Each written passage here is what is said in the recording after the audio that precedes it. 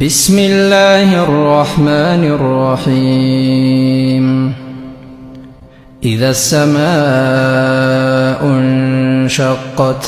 وأذنت لربها وحقت وإذا الأرض مدت وألقت ما فيها وتخلت وأذنت لربها وحقت يا أيها الإنسان إنك كادح إلى ربك كدحا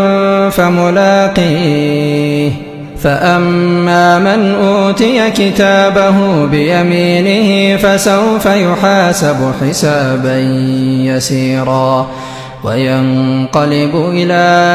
أهله مسرورا وأما من أوتي كتابه وراء ظهره فسوف يدعو ثبورا ويصلى سعيرا إنه كان في أهله مسرورا إنه ظن أن لن يحور بلى